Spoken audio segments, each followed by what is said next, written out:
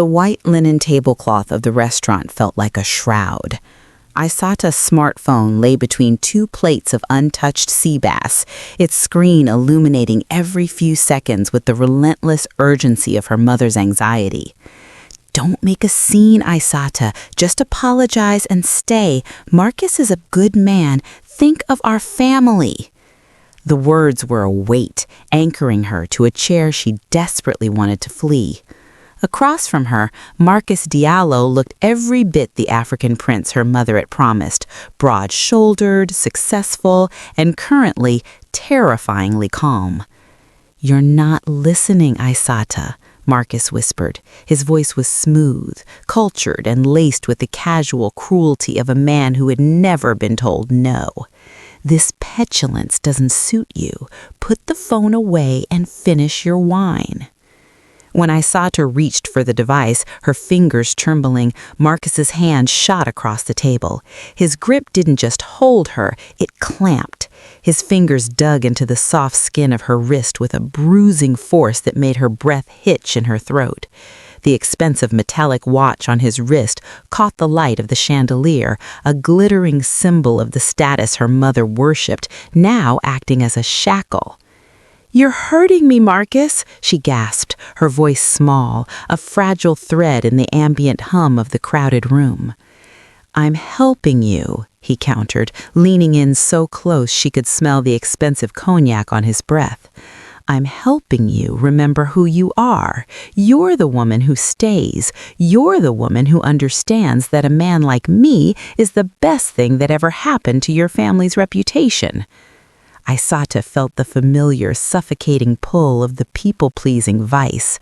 To scream would be to fail her mother. To stay was to erase herself. She looked down at her trapped arm, her eyes wide and stinging with hot, unshed tears of disbelief. She was a 27-year-old architectural designer who drafted skyscrapers that touched the clouds. Yet here, in this chair, she felt smaller than a grain of dust. Then, the air around the table suddenly changed. It was as if the temperature had plummeted 10 degrees in a single heartbeat.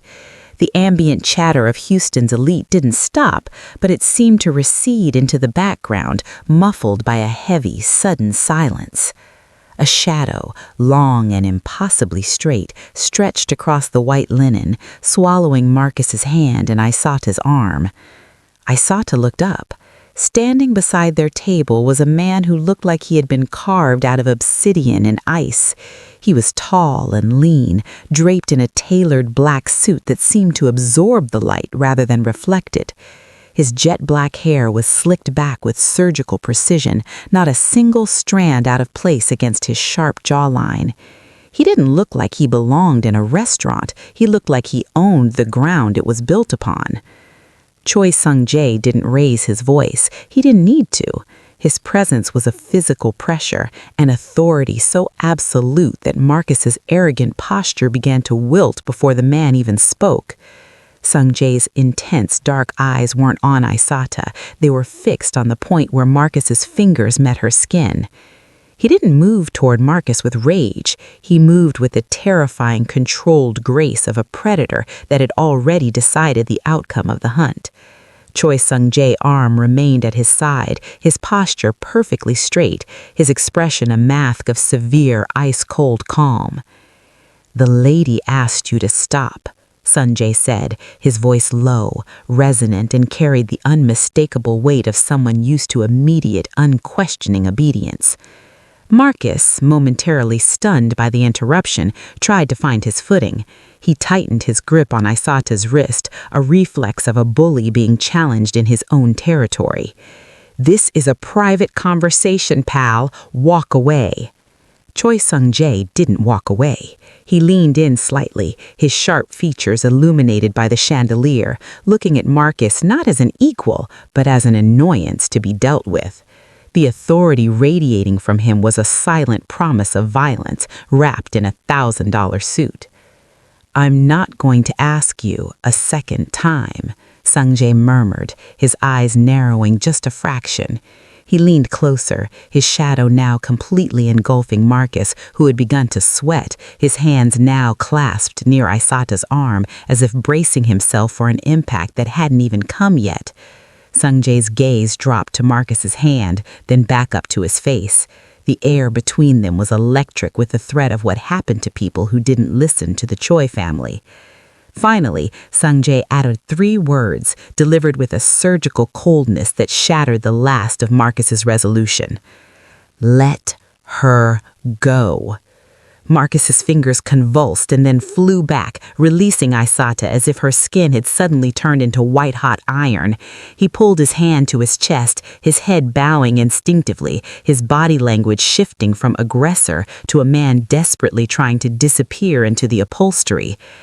Aïssata remained frozen, her long black hair framing a face etched with shock and a new kind of fear. She clutched her bruised wrist to her chest, her deep blue evening dress rustling as she trembled. She looked at Marcus, reduced to a shivering shell, and then up at the man in black. Choi Sung-jae finally turned his gaze toward her. For a split second, the severity in his eyes softened into something deliberate, not pity, but a recognition of the choice he was about to offer her. He stood there, the ultimate equalizer, a man who lived in the shadows but was now the only source of light Aïssata could see. The scene her mother had warned her about was finally happening. But as Aïssata looked into Sung-jae's calm, dangerous eyes, she realized it wasn't a scene of her shame, it was the beginning of her rescue. 3 weeks before the cold shadow of Choi Sung-jae fell across that restaurant table, the world had been a different shade of gold. In the eyes of Aïssata's mother, Rosie, Marcus Diallo was not a man. He was a monument to everything the Traoré family had struggled to achieve in Houston. He was the Ivy League degree, the uptown penthouse, and the impeccable reputation that acted as a shield against the world's scrutiny. To Rosie, Marcus was the golden son she had never had, and his union with Aïssata was to be the final brick in a fortress of social security. "Look at how he carries himself, Aïssata," Rosie would say, her voice thick with a reverent, suffocating pride as she smoothed the lapels of Aïssata's blazer before a gala. "A man like Marcus doesn't just provide a life, he provides a legacy. He is a Diallo. You don't walk away from a future like that over small things." But the small things had begun to rot beneath the surface long before the dinner at the Monarch. Aïssata had tried to see Marcus through her mother's eyes, trying to convince herself that his possessiveness was actually protection and his arrogance was merely the byproduct of a man who knew his worth. She had spent months making herself smaller, trimming the edges of her personality to fit into the sleek, high-status silhouette Marcus demanded. She was the rising architect, yes, but to Marcus, she was primarily the beautiful, silent accessory to his ambition. The facade didn't crumble with a shout. It dissolved in the blue light of a laptop screen at 3 o'clock in the morning. Aïssata had been in her home studio, her desk cluttered with the preliminary sketches for a new high-rise project. Her eyes were burning, her mind racing with structural loads and aesthetic lines, when her personal laptop chimed. It was an email from a disposable address, the subject line a jagged wound in her inbox. The Golden Son's real business. Her hand had trembled as she clicked. There, laid out in the clinical coldness of forwarded business threads and time-stamped attachments, was the truth. Marcus hadn't been working late on the acquisitions in Dallas. He had been at the mansion on Turtle Creek with a woman whose name appeared in the CC line of his firm's executive memos. The messages were a masterclass in betrayal, logistics of hotel suites discussed with the same professional detachment Marcus used for property taxes. But it was the final thread that broke her. a leaked internal email where Marcus had laughed off Aïssata to his mistress as the investment his family required, while promising the other woman the life he actually desired. When Aïssata had confronted Marcus the next day, her heart a leaden weight in her chest, the golden son didn't apologize. He didn't even flinch. He simply adjusted his metallic wristwatch and looked at her with a chilling, detached disappointment. "You weren't supposed to be looking at things that don't concern you, Aïssata," he had said, his voice as smooth as the silk tie he was knotting. "This changes nothing. We have a gala in 2 weeks. Our mothers have already begun discussing the guest list. For the engagement, you will be there and you will be gracious." When she fled to her mother, gasping for air and showing her the digital evidence of the rot, Rosie hadn't offered a shoulder, she had offered a lecture. She had looked at the leaked emails and then pushed the laptop away, as if the truth were a stain on her mahogany table. "Aïssata, don't be a child," Rosie had snapped, her eyes hard with a desperation that Aïssata realized was born of her own deep-seated fears. "Men in Marcus's position, they have pressures you don't understand. It was a lapse of judgment, a distraction. But look at what he offers you. Look at the stability. You think a little pride is worth more than the Diallo name? You will go to that gala. You will let him apologize. You will not make a scene and ruin this for everyone." The betrayal was a double-edged blade. One side was Marcus's infidelity. The other was her mother's willingness to trade Aïssata's soul for a seat at the right table. Rosie had spent decades building a life out of the rubble of her own past, and she was prepared to use her daughter as the mortar to keep it all together. For 3 weeks, Aïssata had lived in a hollowed-out version of her life, walking through the motions of an architectural designer, feeling like her own foundation was being systematically demolished. Every time she tried to speak, Marcus's shadow loomed, backed by the heavy, silent expectation of her mother's disapproval. She was being curated into a life she didn't choose, a safe life built on a foundation of lies. That was the cultural trap that had led her to the restaurant, the weight of being a good daughter, the fear of the isolation her mother threatened, and the toxic charisma of a man who believed he was untouchable. Marcus was the golden son, the pride of the community, and Aïssata was supposed to be the woman who stayed, the woman who learned to live with the rot for the sake of the gold. But as she sat in that restaurant, her wrist trapped in Marcus's grip, she realized the gold was a lie. The only thing real was the pain in her arm and the cold, dark authority of the man now standing over them, a man who didn't care about Marcus's name or her mother's fears. For the first time, Aïssata saw Marcus for what he truly was, not a monument, but a bully. And as Choi Sung-jae's voice cut through the air, she realized that the scene her mother so feared was the only thing that could finally set her free.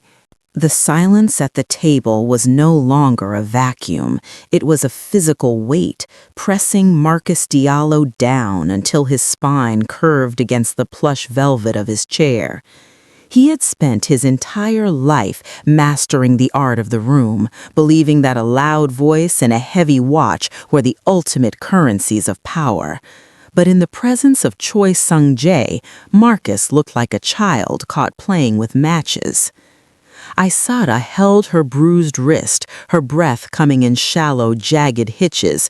She expected the man in black to whisk her away, to provide a swift exit through the side door and into the safety of the night. But Sung-jae did not move. He remained rooted to the spot, a pillar of obsidian, his gaze never wavering from Marcus's sweating face. He didn't just want to remove the threat. He intended to dismantle the man. "You have forgotten your manners," Sung-jae said. The words were quiet, almost intimate, yet they carried to the neighboring tables, drawing the eyes of Houston's oil tycoons and socialites. You used your strength to silence a woman because you were afraid of what she had to say. That is a debt that must be paid." Marcus tried to swallow, his Adam's apple bobbing convulsively. He looked around the room, searching for a friendly face, a peer who would stand up for a Diallo.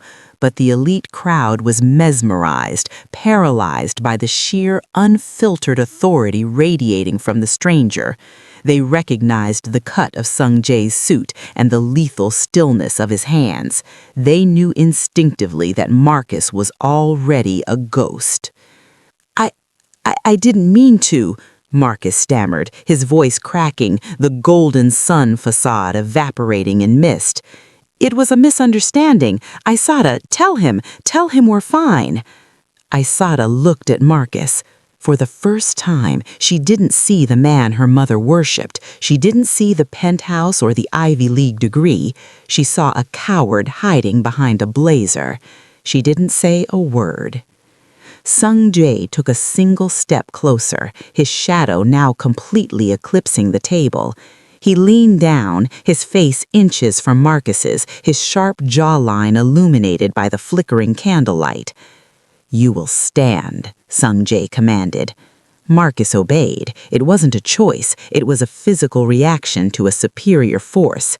He rose on shaky legs, his broad shoulders hunched, his hands trembling at his sides.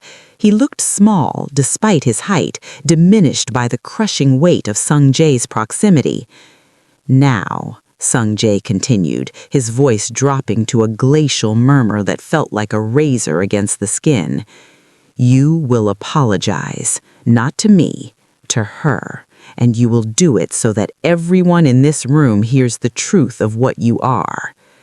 "Here?" Marcus whispered, his face pale with the realization of what was happening. "In front of everyone?" "Especially in front of everyone," Sung-jae replied.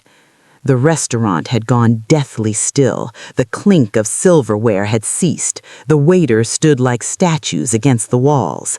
Aïssata felt a strange, terrifying heat in her chest. This was the scene her mother had warned her about, the public rupture of the Diallo myth, and yet it felt like the first honest moment of her adult life. Marcus looked at Aïssata, his eyes pleading, but he found no mercy in her wide, dark eyes. He took a breath, his chest heaving.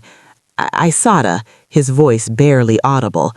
"Louder," Sung-jae prompted, his tone devoid of emotion. Marcus flinched. He cleared his throat, his pride crumbling in real time. "Aïssata, I am sorry. I was wrong to touch you. I was wrong to treat you like an object." "And the bow," Sung-jae added, a cold edge of expectation in his voice. "In my culture, an apology without humility is just a lie. Show her your regret." Marcus hesitated for a heartbeat, the last vestige of the Diallo arrogance flickering in his eyes. But Sung-jae's hand shifted slightly, a subtle movement of his fingers that suggested he was moments away from making the bow mandatory.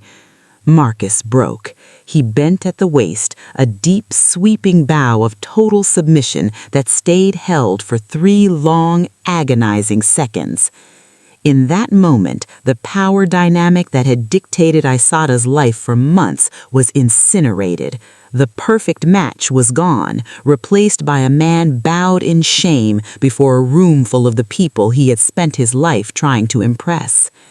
Sung-jae finally looked at Aïssata. He didn't offer a smile, but the severe mask of his face softened into something approaching respect. He extended his arm, his hand open and steady, offering her a choice that carried no obligation. "The air in here is stagnant. Shall we find somewhere you can breathe?"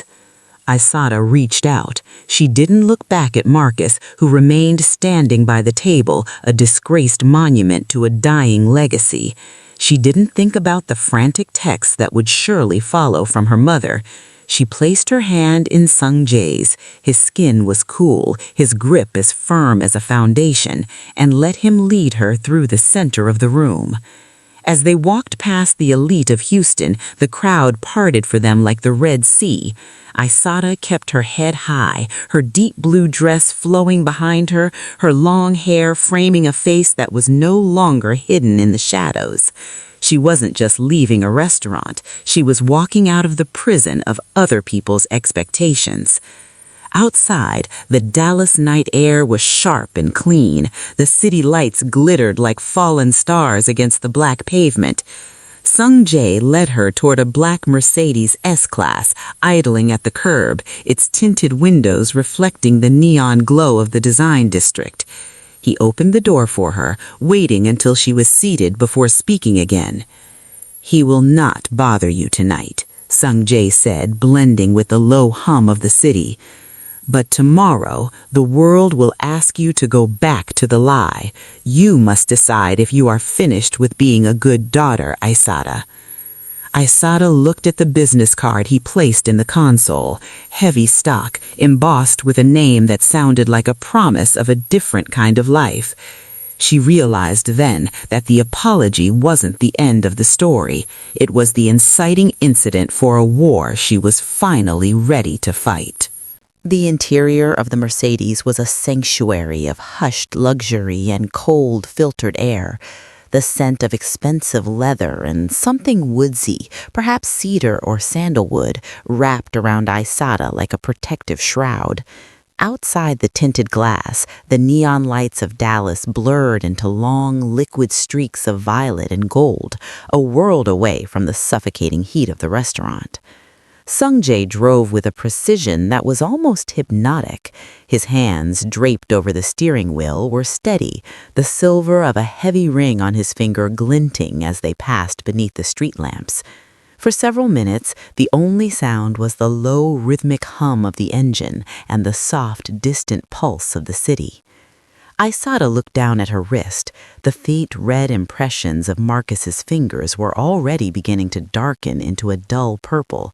The physical pain was fading, replaced by a strange, hollow ringing in her ears. She had spent so long bracing for impact that the sudden silence felt like a different kind of pressure. "I didn't thank you," she whispered, her voice sounding small and fragile in the vast quiet of the car. "You shouldn't have had to," Sung-jae replied. He didn't turn his head, his gaze fixed on the road ahead. "Gratitude is for gifts, Aïssata. Safety is a right. I simply restored what was yours." He took a sharp turn onto a bridge overlooking the Trinity River. The water below was a black mirror, reflecting the arched lights of the city skyline. "You have questions," he continued, his tone clinical, yet not unkind, "about why a stranger would walk into a scene that did not concern him, about who I am to command a man like Diallo to his knees." Aïssata looked at his profile, the sharp jawline, the severe mask of his expression that seemed to hide 1,000 secrets behind a veil of jet-black hair. "You said his manners were a debt. You talked as if you've seen a man like Marcus before." A shadow of a smile, cold and devoid of humor, touched Sung-jae's lips.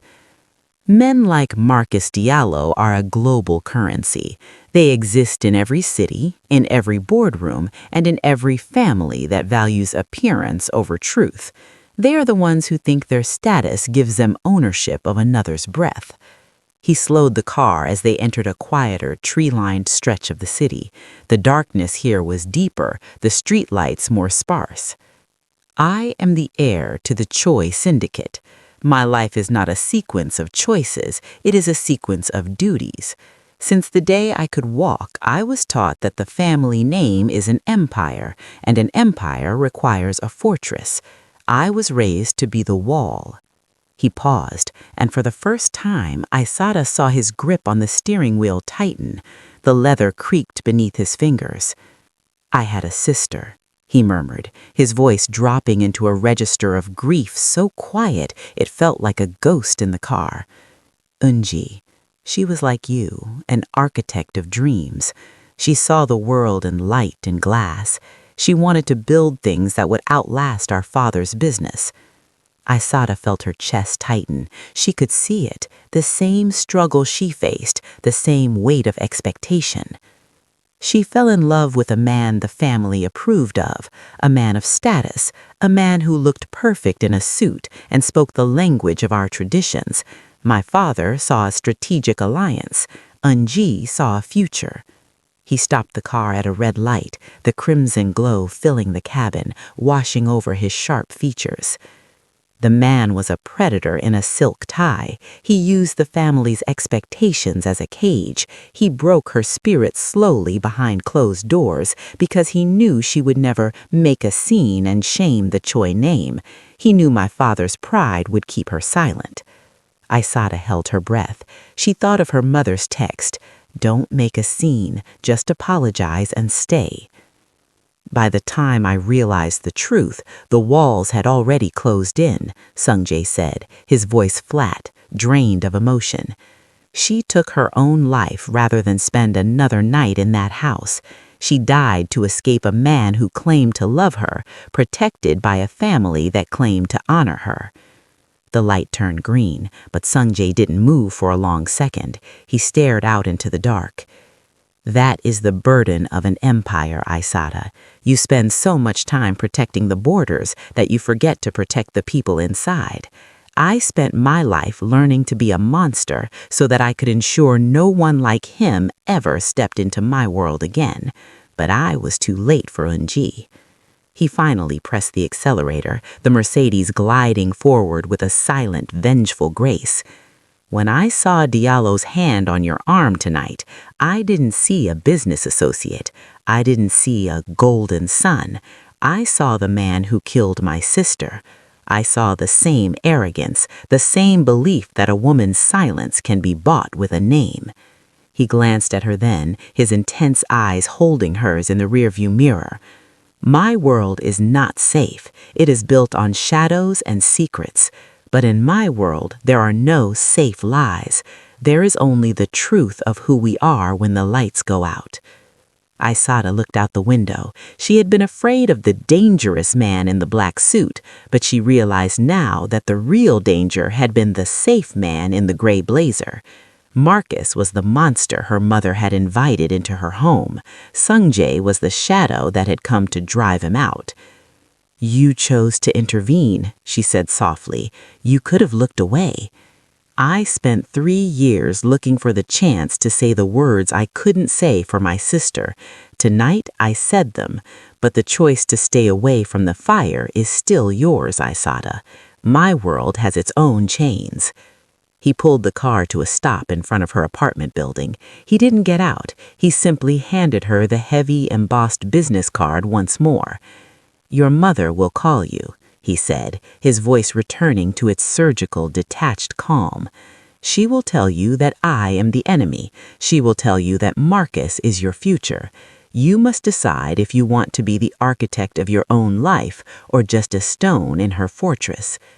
Aïssata stepped out into the night. She watched the black Mercedes pull away, a silent predator disappearing into the Dallas sky mine.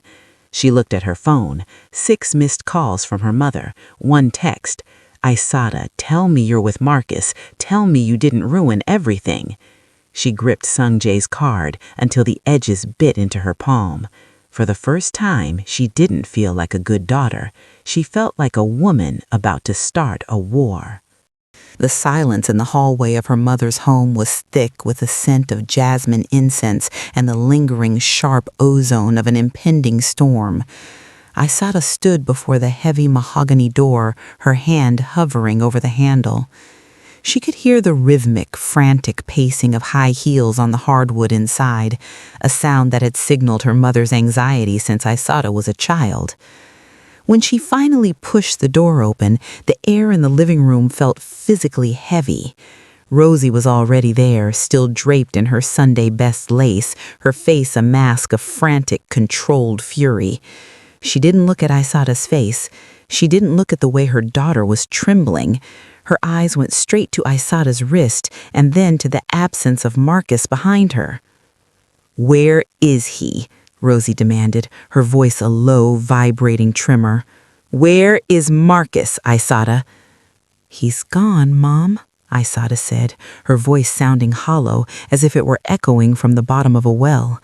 She walked into the kitchen, reaching for a glass of water, but her hand was shaking too violently. The glass clattered against the marble countertop. "Gone? Gone where?" Rosie followed her, her shadow stretching long and jagged across the kitchen cabinets. "Linda Diallo has been calling me for 20 minutes. She says her son was humiliated. She says a common thug in a suit accosted him in the middle of the Monarch. Do you have any idea what this does to us?" Aïssata slowly turned, pulling back the sleeve of her deep blue dress. She held up her arm, revealing the dark, blooming thumbprints Marcus had left on her skin. The purple was vivid now, a brutal map of his possession. "He wasn't a thug, Mom. He was a man who stopped Marcus from breaking my arm." Rosie glanced at the bruises, her eyes flickering for a heartbeat with a mother's instinct, but the light was quickly extinguished by a much older, deeper fear. She reached out, not to touch the injury, but to pull Aïssata's sleeve back down, hiding the evidence. "Don't be dramatic, Aïssata," Rosie hissed, her fingers cold as they tugged at the fabric. "Men like him, they have high-pressure lives. A little grip is not a crime. But what that stranger did, that was a scandal. People were watching. The Petersons were at the next table. The CEO of the bank was there." "He grabbed me, Mom," Aïssata whispered, the disbelief beginning to sharpen into a cold, hard anger. "He grabbed me because he thought he owned me. And you told me not to make a scene. You told me to apologize to the man who cheated on me and then bruised me." "I told you to protect your future," Rosie erupted, her hands flying up in a gesture of desperation. She began to pace the kitchen, her voice rising with every step. "Do you know how hard I worked to get us into those rooms? Do you know what I had to endure so you could have a name like Diallo attached to yours? I did it so you wouldn't end up like me, struggling, invisible, a woman with no one to shield her." "You're not shielding me now," Aïssata said, her voice growing steadier. "You're shielding him." "I am shielding our reputation." Rosie turned, her eyes wet with tears of pure, unadulterated shame. "Reputation is all we have, Aïssata. Without it, we are just another family from the outskirts. If word gets out that you left Marcus for some Asian gangster, no decent man will ever look at you again. You'll be ruined. Is that what you want? To be the talk of the church for all the wrong reasons?" Aïssata looked at her mother and realized, with a soul-crushing clarity, that Rosie didn't see a daughter, she saw a bridge. Aïssata was the bridge between the struggle of the past and the safety of a high-status future, and Rosie would happily let her daughter be walked on if it meant the bridge didn't collapse. "The man in the suit," Aïssata said, her voice dropping into a register of quiet, lethal calm that reminded her of Sung-jae's tone in the car. "His name is Choi Sung-jae, and he told me something tonight. He told me that the safe life you've been building for me is actually a cage. He said people like you value the fortress more than the people inside." Rosie recoiled as if she had been slapped. Her face went pale, her lips trembling. "You're listening to a criminal? A man who lives in the shadows? You're throwing away a golden sun for a shadow?" "The golden sun is a predator," Aïssata countered. She reached into her purse and pulled out Sung-jae's business card, laying it on the counter. The heavy stock and embossed letters looked out of place in her mother's traditional kitchen. "And the shadow is the only one who saw me as a human being tonight." "Get out," Rosie whispered, her voice cracking with a mixture of grief and fury. "If you're going to be this selfish, if you're going to destroy everything I've built because your pride was hurt, then go to your shadow. But don't you dare come back here when Marcus realizes he's too good for you." Aïssata didn't argue. She didn't cry. She felt a strange, cold peace settling over her. She realized then that the scene hadn't just happened at the restaurant, it was happening here, in this kitchen, as she finally let go of the hand that had been trying to pull her back into the dark. She picked up the business card and walked toward the door. She didn't look back at her mother, who was now slumped over the counter, weeping not for her daughter's pain, but for the loss of a Diallo wedding. As Aïssata stepped out into the humid Texas night, she felt the weight of her mother's expectations falling away layer by layer. She was alone, she was bruised, and she was officially a scandal. But as she looked at the name Sung-jae Choi under the glowing street lamp, she realized she was finally, for the first time in her life, the architect of her own horizon. The following week, the silence from Aïssata's mother was a cold, physical presence that filled her small apartment, but she didn't let it drown her. Instead, she buried herself in the blue-lit world of architectural CAD files and structural schematics. She retreated into the only thing that had ever been truly hers, her talent. The project was the Zenith Tower, a mixed-use skyscraper in the heart of downtown Houston that would define the city's skyline for the next 50 years. It was the kind of contract that could cement an architect's legacy or bury a firm in debt. For Aïssata, it was more than a career milestone. It was her declaration of independence. If she won this bid on her own, Marcus's shadow and her mother's social currency could never be able to touch her again. But by Wednesday, the foundation of her plan began to crack. She was sitting in her office at the firm, surrounded by foam core models and rolled vellum, when her senior partner, Mr. Sterling, walked in. He didn't sit down. He looked at her with a mixture of pity and professional apprehension. "Aïssata," he began, toyed with a silver fountain pen. "I've had a call from the Diallo Group's investment board, Marcus's father. It seems they're expressing concerns about our firm's social stability. They're hinting that if we move forward with you as the lead architect for the Zenith bid, they might pull their financing from our other projects." Aïssata felt a familiar coldness seep into her bones. "Marcus is using his father to blacklist me." "It's not just Marcus," Sterling said softly. "The community is talking, Aïssata. Your mother's friends. The influence is overlapping. The board is nervous. They want to know if you're focused enough for a project of this magnitude, or if the recent unpleasantness is a distraction." "The unpleasantness was an assault, Mr. Sterling," she said, her voice trembling with a suppressed rage, "and I have never been more focused." "I believe you," he said, turning to leave, "but you have 48 hours until the final pitch. If you don't bring something undeniable to that boardroom, something that makes the Diallo influence irrelevant, the board will replace you. I can't protect you from a loss of capital." That evening, Aïssata sat on the floor of her studio staring at her designs. They were technically perfect, but they lacked the soul she knew she needed. She felt the old impulse to shrink, to simplify, to make the building gracious and unobtrusive, the very words her mother used to describe a good wife. Her phone buzzed on the drafting table. It wasn't a call. It was a message from a number she didn't recognize, but the tone was unmistakable. "The Zenith is a fortress of glass. Why are you trying to hide it?" Aïssata looked at the screen, her heart skipping a beat. She hadn't spoken to Choi Sung-jae since the car ride, yet he seemed to be watching her from the periphery of her life. She typed back, "The board wants stability. They want something that doesn't make a scene." The reply came almost instantly. "They want a box because they are afraid of the sky. You are designing for people who want to look down. Design for the person who wants to look up. Do not ask for their permission to be great. Command it."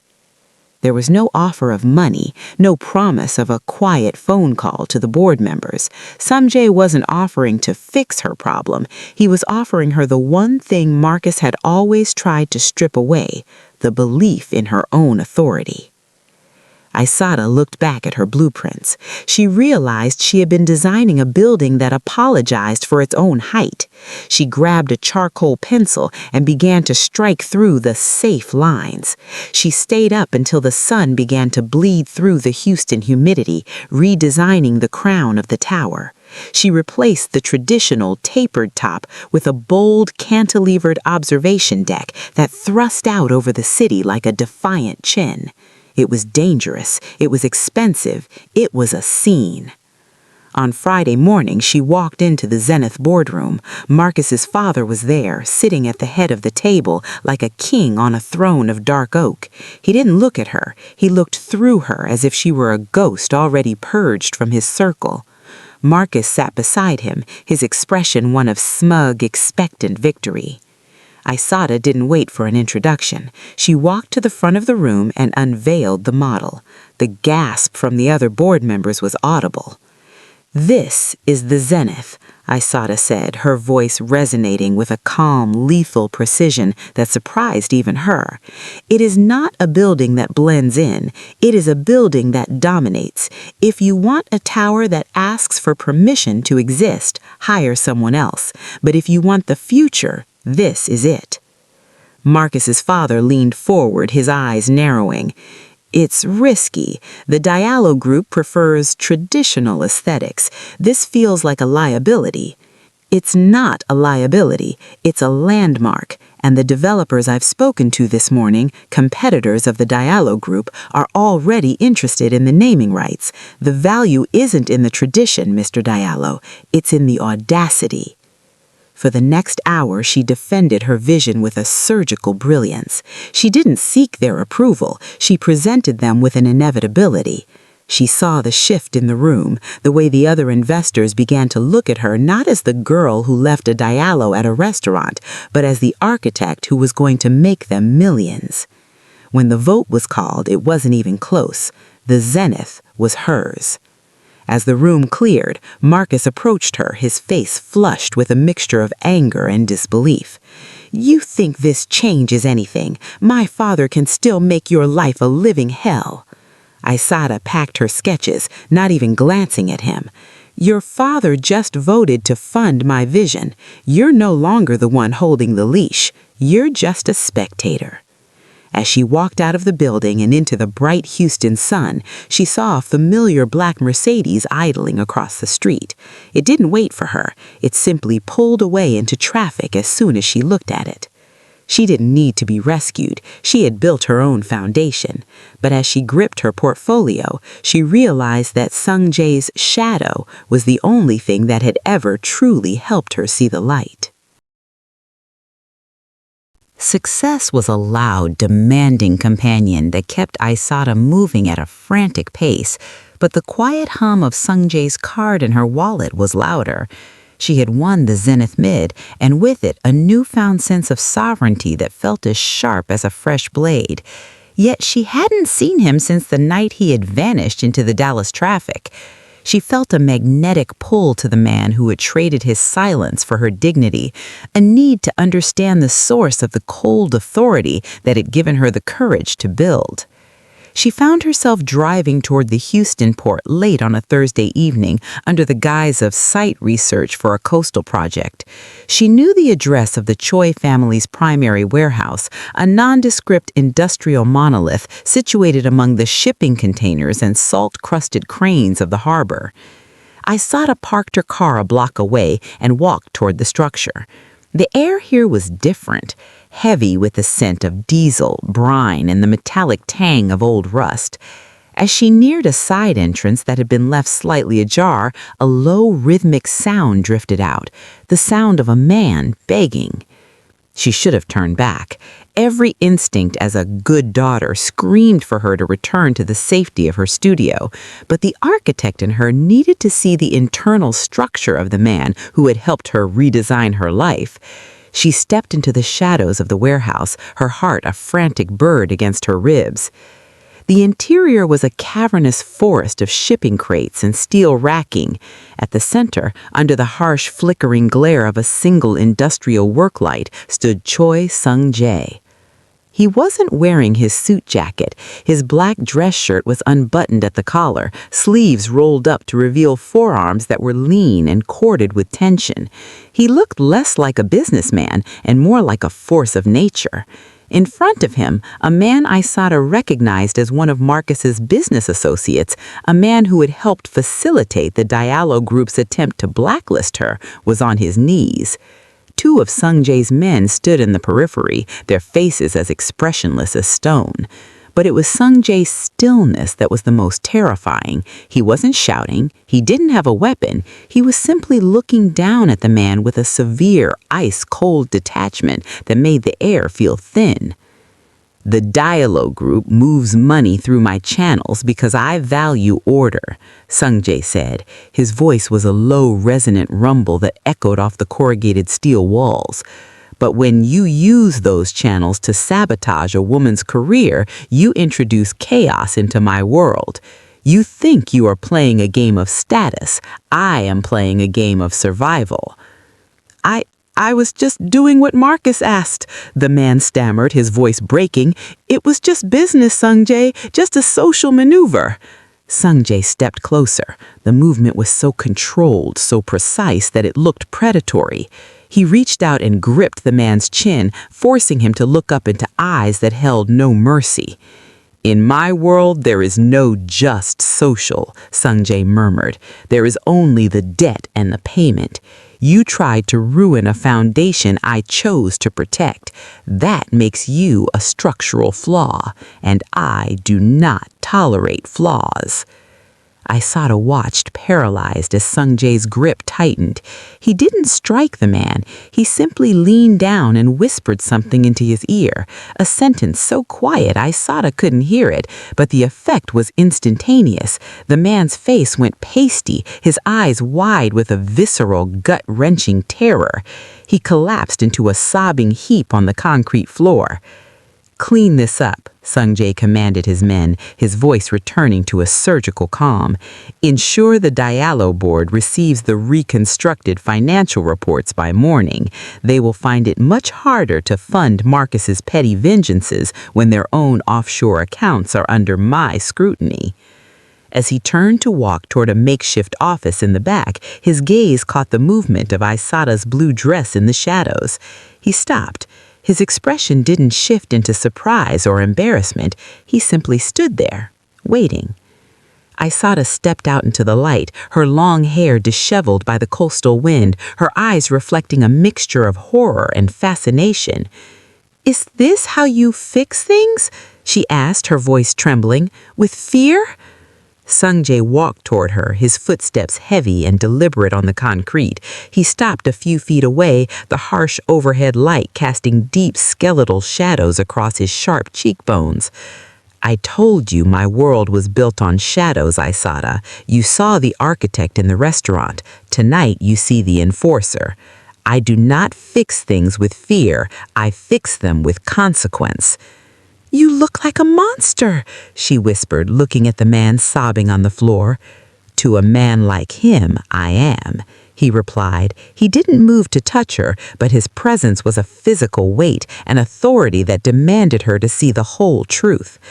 "The safe man you almost married would have ruined you with a smile and a social contract. I protect you with the darkness I carry. You must decide if the safety I provide is worth the price of knowing how I provide it." He looked at her then, really looked at her, and for the first time Aïssata saw the immense, crushing exhaustion behind his severe mask. He was a man who had sacrificed his own humanity to be the wall that protected his people, and now he was standing before her, stripped of his minimalist honor, asking her to judge him.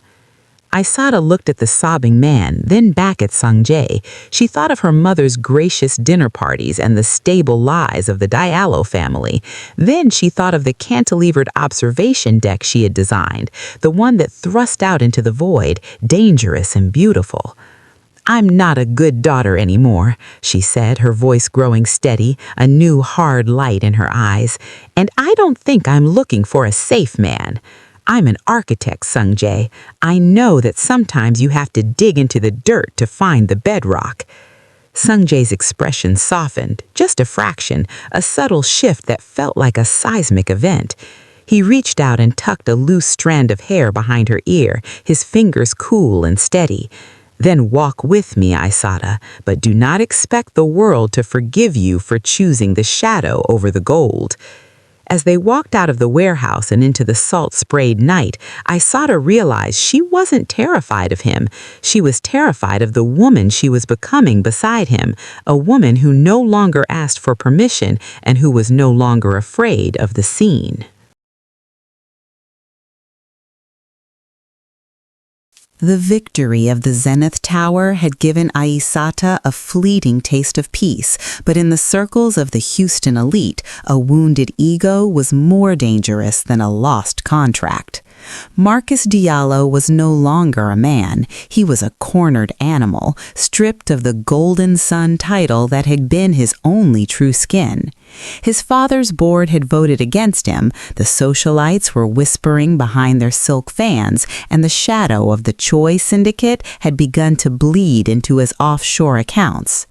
To Marcus, Aïssata was no longer a woman he wanted. She was the evidence of his failure, a structural flaw in his reality that had to be demolished. The pressure began as a series of clerical errors at the municipal planning office. Permits for Aïssata's secondary projects were suddenly delayed. Contractors she had worked with for years began to pull out, citing unexpected scheduling conflicts with the Diallo group. It was a surgical blacklisting, a slow strangulation of her professional life designed to bring her back to her knees. Marcus was using the very connections her mother had worshipped to prove that without him, Aïssata was nothing but a girl with a sketch pad. Late on a Tuesday evening, Aïssata stayed in her studio long after the cleaning crews had left. The glass walls of the skyscraper office overlooked the city she was meant to reshape, but tonight the lights felt cold and distant. She was finalizing the structural load calculations when the heavy glass doors of the lobby hissed open. She didn't need to look up to know it was him. The scent of expensive cognac and the heavy, aggressive thud of his footsteps preceded him. Marcus walked into the studio, his dark gray blazer wrinkled, his bald head gleaming under the fluorescent lights. He didn't look successful anymore. He looked frantic, his solid build vibrating with a jagged, unhinged energy. "You think you're a queen now, don't you?" Marcus spat, slamming a folder of revoked permits onto her drafting table. "You think winning one bid makes you untouchable. I've spent all week reminding this city who pays their bills, Aïssata. By Monday, your firm won't be able to get a permit for a doghouse, let alone a skyscraper." Aïssata stood up, her slim frame upright and tense. She didn't shrink. She looked at him with a wide-eyed disbelief that was slowly hardening into a cold architectural clarity. "You're destroying your own reputation just to hurt mine, Marcus. Is this what your good family values look like?"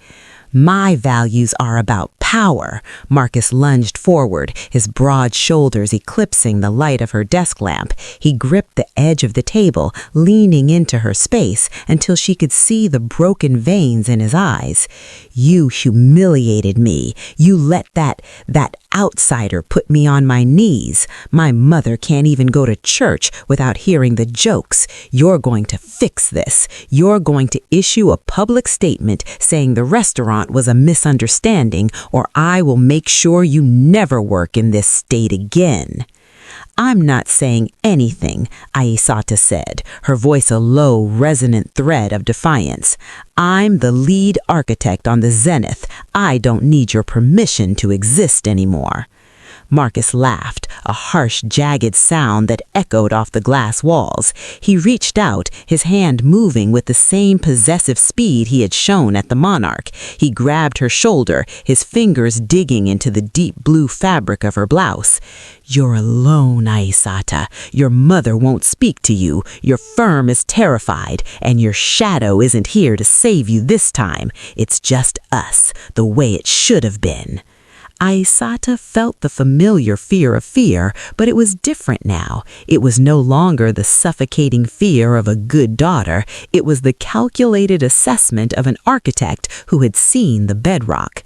She didn't pull away. She looked at Marcus's clasping hand, then up at his face. "You're right, Marcus," she whispered, her voice surprisingly calm. "You do have the connections, you have the money, you have the history, but you're missing the one thing that actually matters in a structure." "And what's that?" he sneered, tightening his grip. "Integrity," she said. Behind Marcus, the lobby doors hissed open again. This time there were no footsteps. There was only a sudden profound shift in the air, a drop in pressure that made the hair on Aïssata's neck stand up. Marcus didn't need to look up to know it was him. He froze, his fingers twitching on Aïssata's shoulder. He turned slowly, his eyes widening as he saw Choi Sung-jae standing in the doorway. Choi wasn't alone. Two men in charcoal suits stood behind him, their faces as expressionless as the concrete foundations of the zenith. But it was Choi who dominated the room. He was dressed in a minimalist black suit, his jet black hair slicked back, his expression so severe it felt like a physical blow. He didn't have a weapon. He simply stood there, his presence radiating an authority that made Marcus's aggression look like a temper tantrum. "You think you're important, Mr. Diallo," Sung-jae said, his voice a surgical, ice-cold murmur. Marcus let go of Aïssata as if she had suddenly become electrified. He backed away, his hands raised in a gesture of instinctive submission. "This is private business, Choi. She's my fiancée. This is a family matter." "She is an architect," Sung-jae corrected, stepping into the studio with a controlled, deliberate grace. "And she is under my protection, which means your family matters became my business the moment you touched her arm." Sung-jae walked past Marcus as if he were a piece of furniture, stopping only when he was standing directly beside Aïssata. He didn't look at Marcus, he looked at the blueprints on her desk.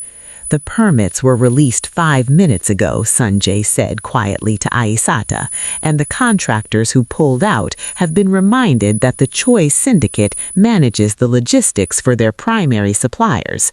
They found their schedules were surprisingly open after all."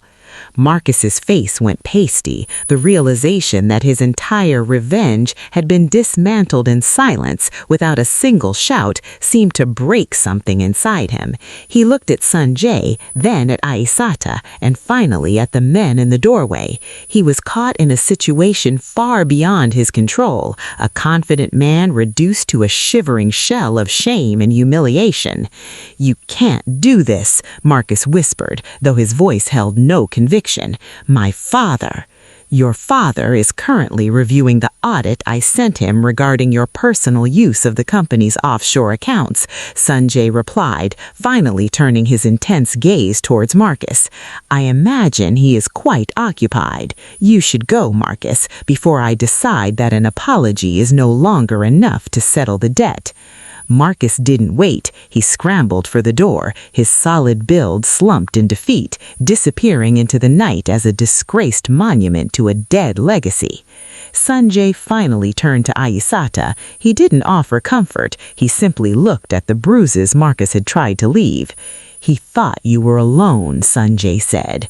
"I wasn't," Aïssata replied steadily. She looked at the man in the black suit, the man who lived in the shadows but provided the only truth she could trust. "But I could have handled him, Sung-jae. I designed the zenith. I know how to handle a collapse."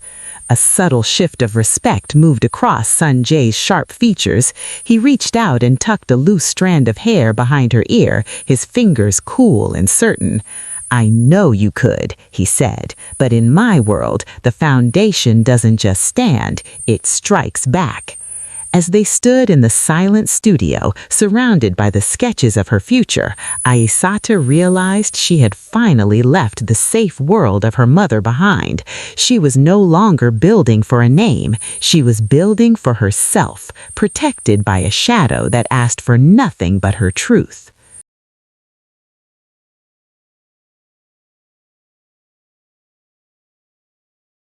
The Houston Gala was supposed to be Marcus Diallo's redemption, a high society masquerade where he could reassert his dominance over the narrative. Instead, it became the site of his final collapse. The grand ballroom of the Post Oak Hotel was a sea of shimmering silk and sharp tuxedos, but beneath the surface, the air was static with the knowledge of Marcus's falling grace. Aïssata stood near the towering glass installation she had designed for the foyer, her deep blue dress catching the light like the midnight sea. She was no longer a guest, she was the centerpiece, the architect of the hour. Marcus found her near the terrace, far from the prying eyes of the socialites. He didn't look like a golden sun anymore. His eyes were bloodshot, his dark gray blazer was stained, and the metallic watch on his wrist seemed to weigh down his shaking hand. He had lost his father's board, his offshore accounts were frozen, and his mother's pride had turned into a public funeral. In his twisted logic, Aïssata was the structural flaw that had brought his empire down, and he had come to extract a final desperate price. "You think you've won," Marcus hissed, his voice a jagged edge of madness. He stepped into her space, his broad shoulders blocking the light of the ballroom. "You think you can just walk away into the arms of a Korean ghost and leave me with nothing? If I'm going down, Aïssata, I'm taking your sovereignty with me." He reached for her, his face contorted with a rage that transcended social status. It was the raw, ugly violence of a man who realized he no longer had a script to follow.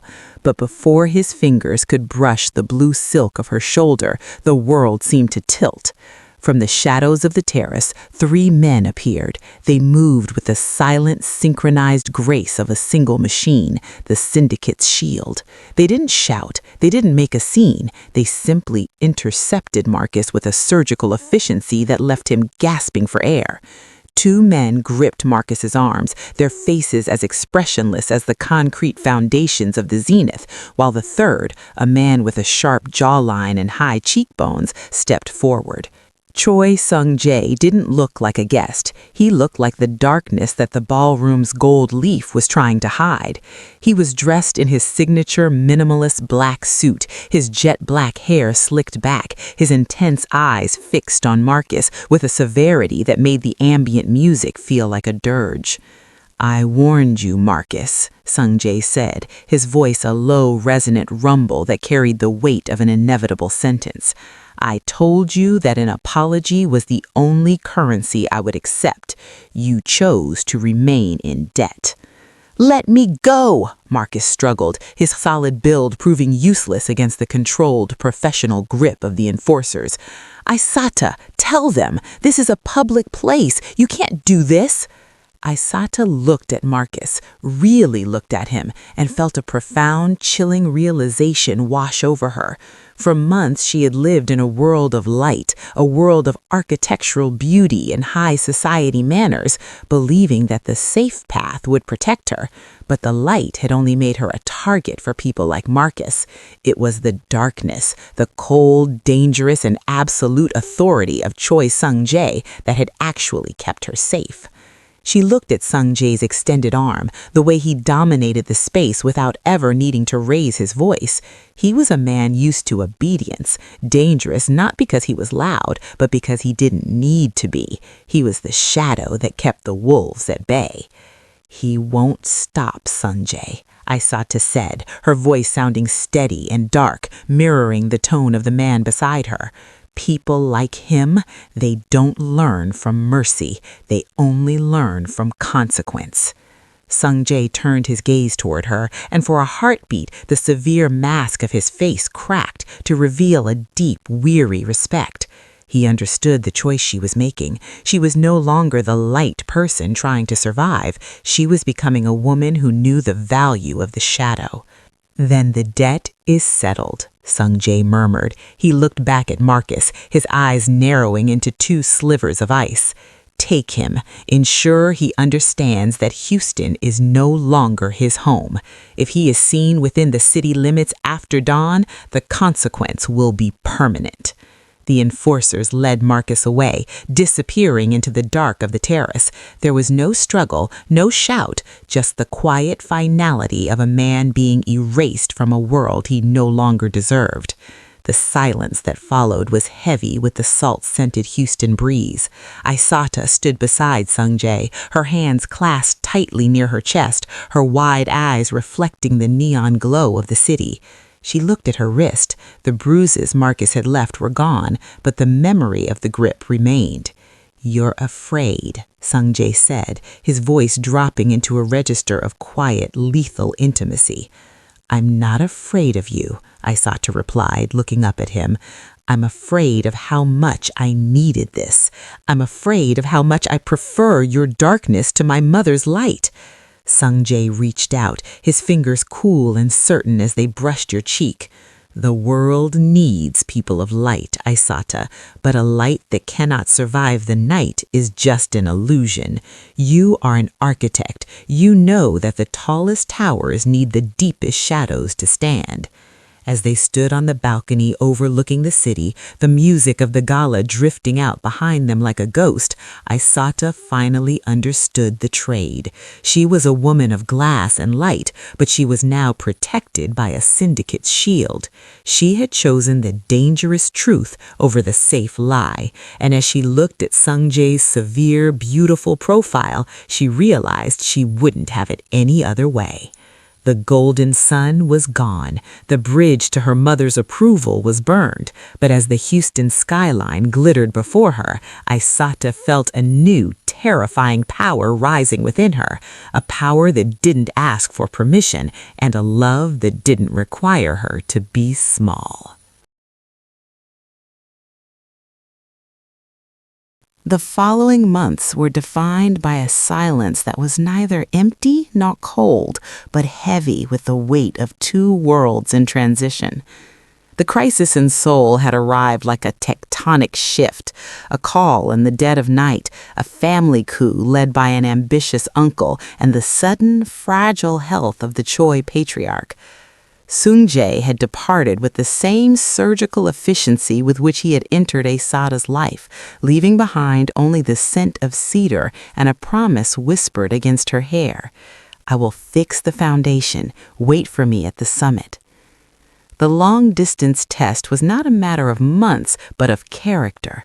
While Sung-jae navigated the treacherous waters of the Seoul syndicate, stripping the rot from his family's empire with a ruthless, transparent hand, Aïssata became the sole architect of her own existence. She stopped checking her phone for her mother's approval. She stopped designing for the gracious and began designing for the undeniable.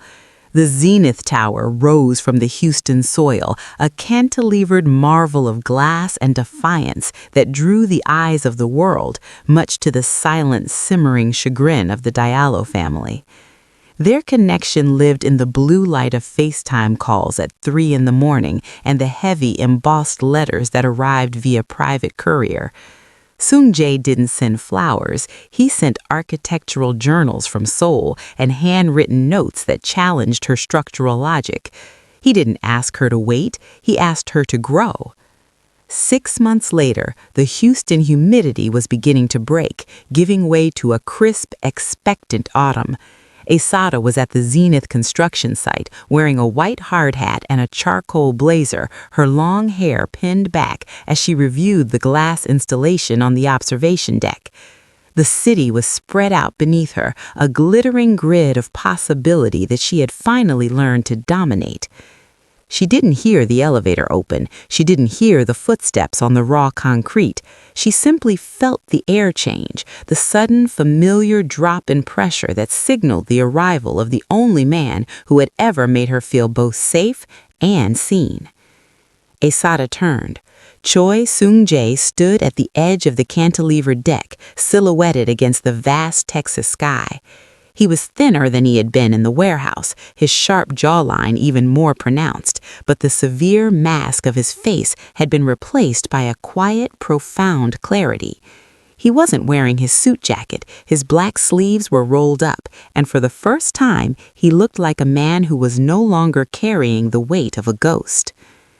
The view is better from up here, Sung-jae said. His voice was a low, resonant thread that cut through the sound of the wind.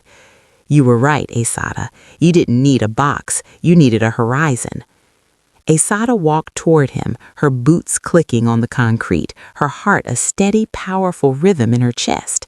She didn't run. She didn't seek a rescue. She approached him as an equal, a woman who had built her own empire of glass while he had been cleaning his empire of shadows. You settled it? Aïssata asked, stopping a few feet away. The coup is over, Sung-jae replied, his intense eyes holding hers. My uncle is gone, and the business has been restructured. We are no longer moving in the shadows, Aïssata. We are moving into the light, legitimate holdings, transparent logistics. It will take years to fully bridge the gap, but the rot has been excised. He reached out, his hand open and steady, but he didn't pull her toward him. He simply offered his palm, a gesture of partnership rather than possession. I didn't come back to save you from Marcus or your mother. I came back because I realized that a man who lives in the shadows cannot build a future alone. I am moving the North American operations to Houston. I want to build a new Choi headquarters, a building that reflects the transparency I promised my sister. He looked at the Zenith Tower around them, then back at her. You have the capital and the legacy. You have the vision and the soul. I'm not asking you to be a good daughter or a gracious wife. I'm asking you to be the architect of my world. Help me build something that doesn't need to hide. Aïssata looked at his hand, then out at the city she had conquered. She thought of her mother, who was now tentatively reaching out, impressed by the Zenith's success, but still wary of the shadow boss. She thought of Marcus, a footnote in a history he had failed to write, and she thought of the dangerous truth that had become her bedrock. She didn't hesitate. She placed her hand in Sung-jae's. His skin was warm, his grip as certain as a structural beam. She wasn't choosing a man to protect her. She was choosing a partner to build beside. We'll need a lot of glass, Aïssata whispered, a small, daring smile touching her lips. Then we shall have it, Sung-jae replied, his eyes softening into a look of absolute, unyielding devotion. As they stood together on the highest point in the city, two empires meeting at the summit of a dream, Aïssata realized that her mother had been right about one thing. You don't walk away from a future like this. But her mother had been wrong about why. It wasn't about the safety of the fortress. It was about the courage to stand together on the edge of the world and look up. The scene was over. The war was won. And for Aïssata Traoré and Sung-jae Choi, the real work was finally beginning.